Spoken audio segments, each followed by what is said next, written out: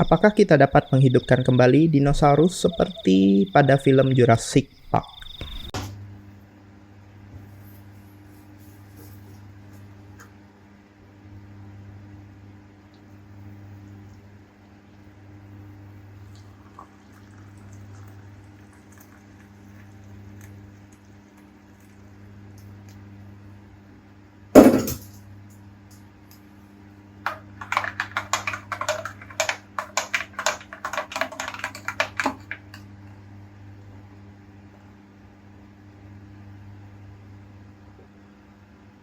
Selamat datang di segmen yang berisi pemikiran-pemikiran dan pertanyaan-pertanyaan liar yang terkadang terlintas di kala kita terjaga.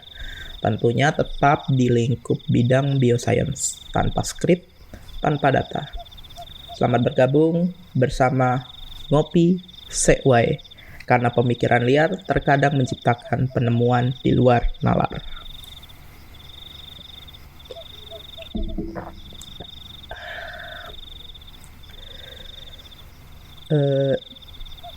Jurassic Park adalah sebuah film science fiksi yang menceritakan tentang adanya sebuah taman hiburan yang terletak pada sebuah pulau kecil, di mana taman tersebut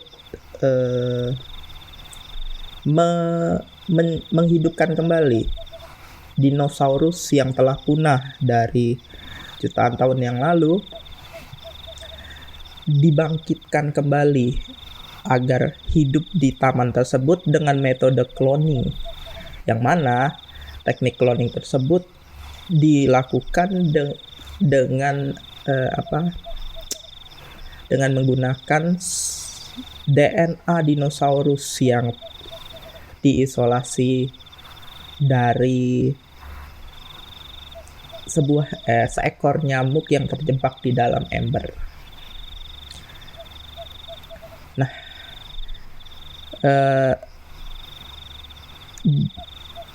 film Jurassic Park ini sendiri rilis di tahun 1993, di mana teknologi tentang genetika DNA belum semaju saat ini.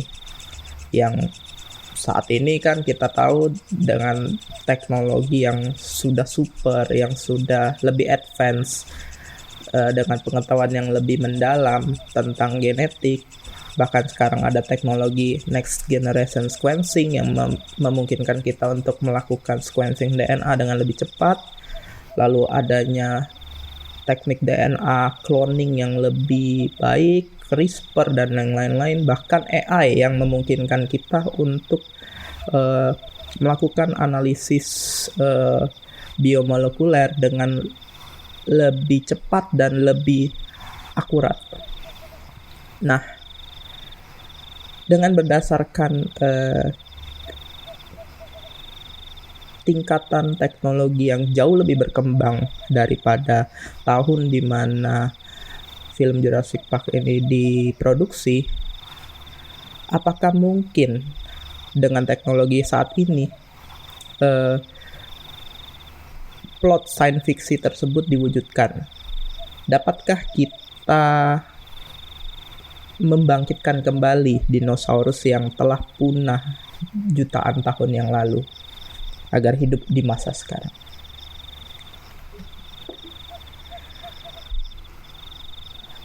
Sebelum lebih jauh untuk mencoba membreakdown pertanyaan tersebut, kita berpikir dulu, kita mencari basicnya dulu. Bagaimana sebenarnya cara menghidupkan spesies yang telah hilang? Apakah itu mungkin? Kalau mungkin, jawabannya mungkin. Kita bisa melakukan cloning DNA pada sel telur ataupun zigot dari spesies yang berkerabat dekat dengan spesies yang telah dinyatakan punah. Kemudian mengengineering sel telur tersebut dengan menempatkan DNA spesies yang telah telah punah tersebut, agar nantinya sel telur tersebut akan berubah menjadi sel zigot. Kemudian sel zigot tadi akan diinseminasi pada uterus atau rahim dari induk spesies yang sangat berkerabat dekat dengan spesies yang sudah terancam punah. Lalu permasalahannya adalah dari mana DNA tersebut didapat, dari mana DNA dari spesies yang telah punah tersebut dapat didapatkan, bisa diperoleh lah intinya. Yang pertama ada beberapa mungkin spesimen, beberapa objek yang bisa kita manfaatkan sebagai sampel. Yang paling umum ya fosil dan ember,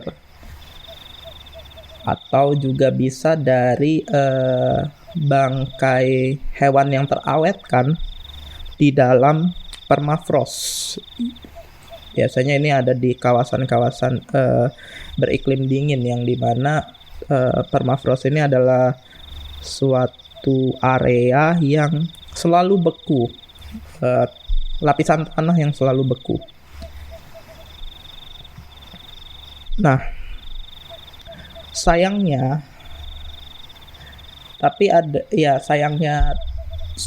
DNA yang diperoleh dari sampel-sampel tersebut ini memiliki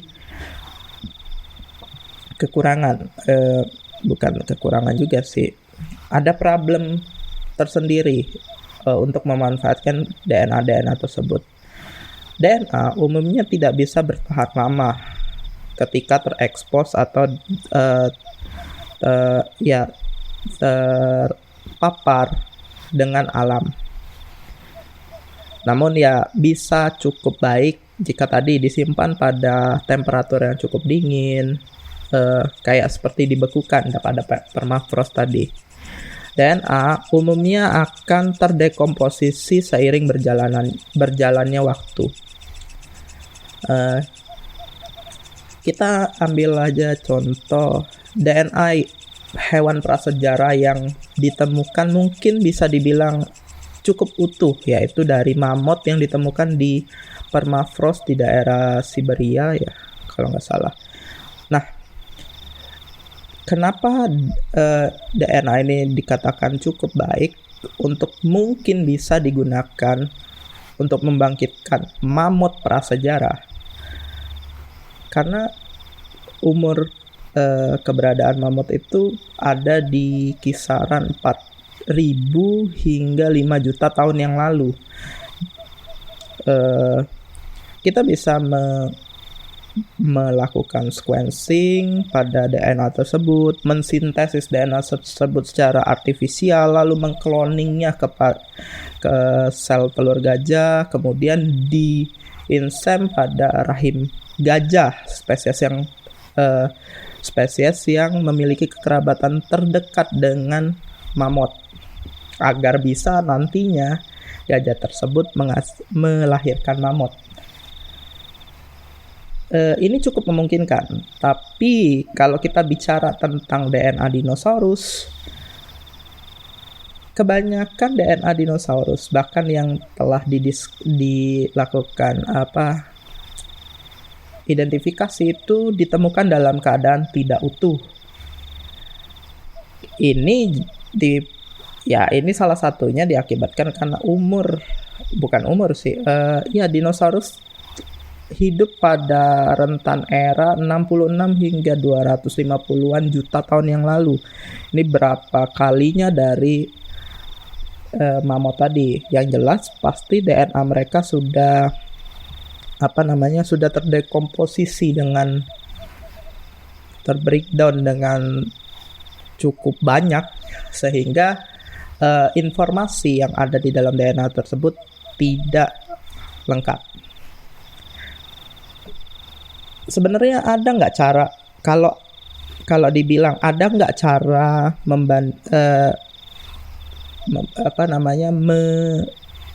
mengembalikan DNA yang tidak utuh tadi ini? agar kembali bisa berfungsi komplit lah kita bilang. Kalau dikatakan komplit banget sepertinya agak sulit ya, tapi ada sedikit cara yang bisa dilakukan untuk mendapatkan DNA yang mungkin hampir identik 100% dengan DNA yang telah rusak tadi, yaitu dengan cara alignment, yaitu membandingkan sequence dari dari spesies punah tersebut. Jadi dinosaurus yang telah punah tersebut dari beberapa sampel itu di-align, lalu juga dibandingkan dengan kerabat modern terdekatnya saat ini. Lalu gap yang hilang tadi itu bisa diisi dengan bisa dengan perhitungan dan beberapa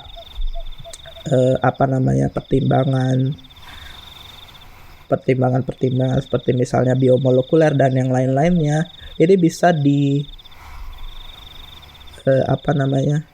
diisi lah kekosongan gap tersebut, yang DNA yang hilang tadi, agar nantinya DNA tersebut menjadi bisa dikatakan menyerupai DNA komplit DNA dari DNA dinosaurusnya tadi. Kemudian kita bisa membuatnya sebagai DNA sintetik cDNA, disintesis secara artifisial. Kemudian sama seperti tadi kita akan melakukan cloning ke burung ya, spesies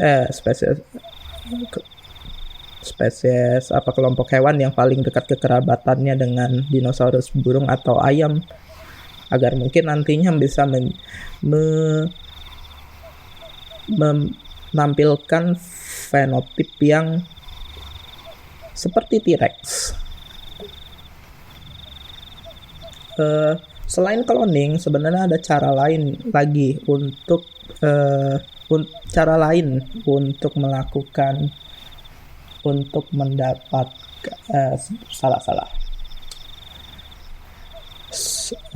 tadi sampai mana ya? Ini aja saya ralat sedikit. Sebenarnya ada cara lain juga untuk mendapatkan sumber DNA yang sumber informasi genetik lah ya, kita anggap sumber informasi genetik yang akan dimasukkan ke dalam sel telur yang nantinya akan berubah menjadi zigot dan menjadi individu spesies yang telah punah tersebut. Ada cara yang mungkin saat ini cukup populer, tapi bukan untuk membangkitkan dinosaurus, yaitu dengan melakukan reverse engineering. Kita tahu kan, kita semua di makhluk hidup di dunia ini kita berpegang pada satu, yaitu central dogma, yaitu di mana DNA akan itu mengkode yang namanya protein. Jadi DNA tadi akan ditranslate menjadi RNA kemudian ditranslate lagi menjadi sebuah protein, baru protein tadi berikatan membentuk sebuah jaringan sel dan segala macam gitu. Sel, jaringan dan organ gitu. Seperti itu. Namun dengan reverse engineering kita bisa membalikkan itu, yaitu dengan kita mempelajari struktur protein, kemudian dengan secara analisis biokimia, matematis, bioinformatika, komputer, yang pasti saat ini sangat depend pada komputer, fisik, karena dia juga berkaitan dengan molekul. Kemudian dengan protein tersebut, karena protein tersebut tersusun dari asam amino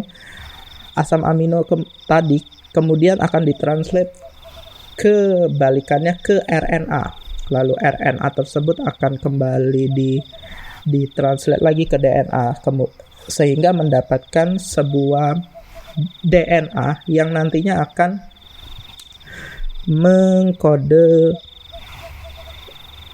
mengkode protein yang mirip dengan apa yang diproduksi oleh dinosaurus. Lalu bagaimana cara mendapatkan bagaimana kita caranya tahu protein yang dimiliki oleh dinosaurus. Kita bisa menganalisis fosil. Biasanya kalau kita melakukan analisis pada fosil, bisa dibedah atau apa gitu, kita bisa mempelajari jaringan tipis pada sampel fosil yang ditemukan. Ya ada juga yang sampel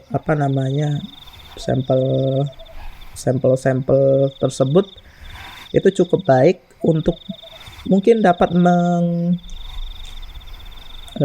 mengungkapkan sedikit protein-protein unik yang dimiliki oleh dinosaurus di masa prasejarah yang hidup. Sama seperti proses sebelumnya, setelah kita mendapatkan profil biokimia dari protein penyusun yang unik tadi, kita akan mensintesisnya kembali menjadi cDNA, kemudian cDNA kembali tadi di cloning. Nanti akan muncul sifat-sifat dinosaurus pada spesies yang kita cloning. Nah, selain dengan metode itu, ada juga metode ini tetap menggunakan DNA, tapi bedanya kita menggunakan DNA yang saat ini ada. Jadi saat ini sangat populer dikenal ilmu bidang, ya salah satu bidang ilmu dalam salah satu fokus studi lah ya dalam genetika itu adalah epigenetik, yaitu mempelajari bagaimana suatu gen ini nantinya bisa on atau off gitu. Nah, organisme umumnya tidak selalu membuang gen-gen yang dianggap gen bagus yang dianggap sudah tidak berguna. Kebanyakan makhluk hidup tingkat tinggi seperti kita manusia atau ya hewan gitu hanya men-turn off. Jadi ibaratnya saklar. Jadi epigenetik itu ibaratnya saklar lah. Jadi dia hanya me-off-kan gen-gen yang tidak dibutuhkan saat ini. Nah, dengan misalnya kita melakukan whole sequence dan mempelajari setiap gen yang bahkan yang sudah di turn off, misalnya dari tadi spesies yang paling terdekat ayam lah ya, kita bisa membalikkan proses evolusi ayam tersebut agar dia mengekspresikan gen-gen yang harusnya sudah di turn off, dimatikan kan berarti bukan dibuang, dimatikan ya. Yang nantinya bisa saja kita akan menghasilkan ayam yang kembali ke ancestor ya, nenek moyangnya si ayam. Yang ayam di masa lalu kan dikenal dengan cukup memiliki morfologi bertaring dan memiliki selaput di jari-jari mereka. Mungkin lebih jauh lagi bisa sampai kita turn on kan gen-gen yang mungkin mengekspresikan sifat-sifat yang ada pada dinosaurus. Mungkin T-Rex kan, banyak opini populer itu beranggapan kalau ayam itu adalah T-Rex modern. Nah, mungkin saja bisa seperti itu. Nah, kita terlepas dari etnikal ya, problem etnikal ya.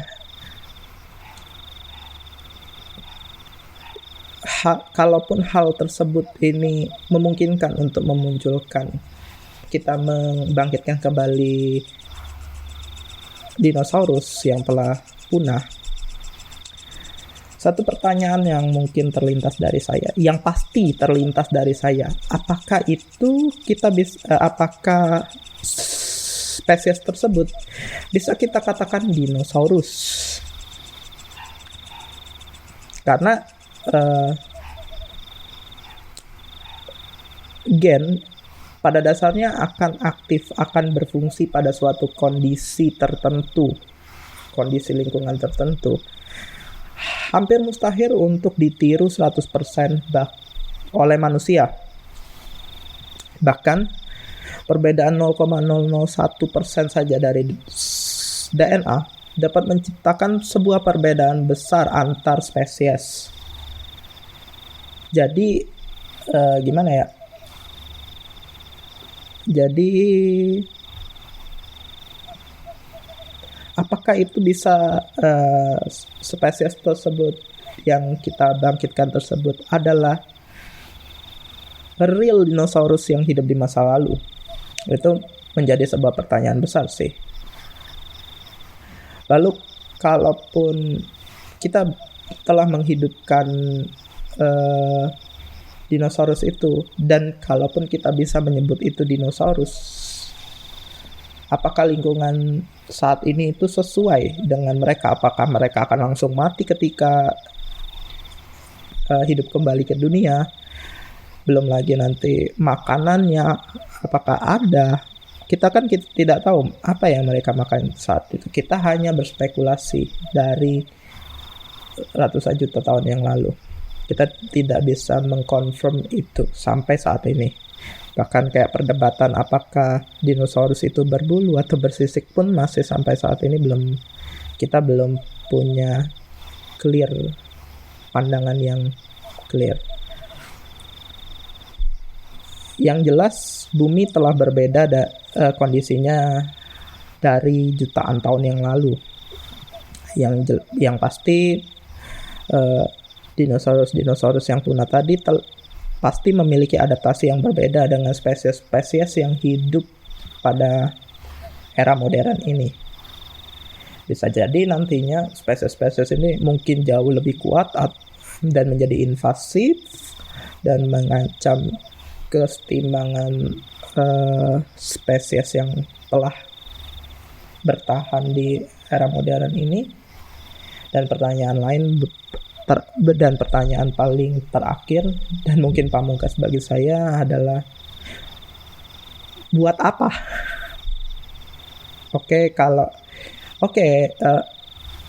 Ada yang beranggapan untuk bagaimana dengan membangkitkan spesies yang telah punah, yang baru-baru terancam punah gitu.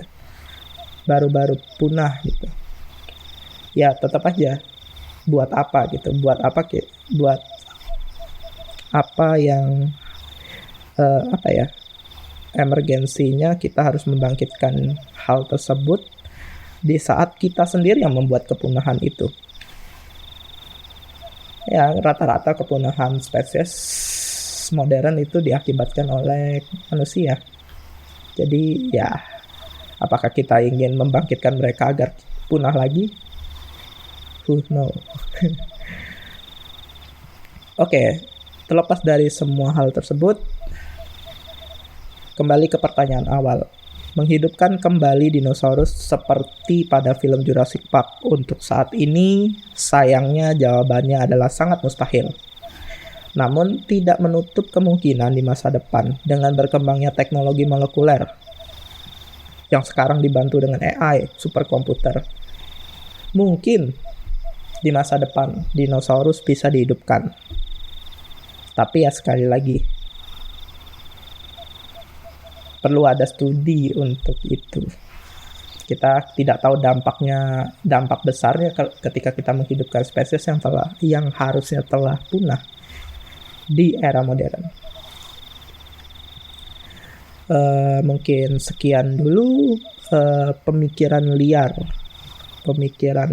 di kalian terjaga episode kali ini. Sampai jumpa.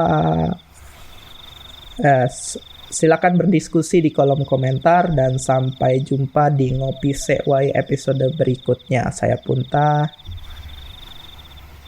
Bye bye.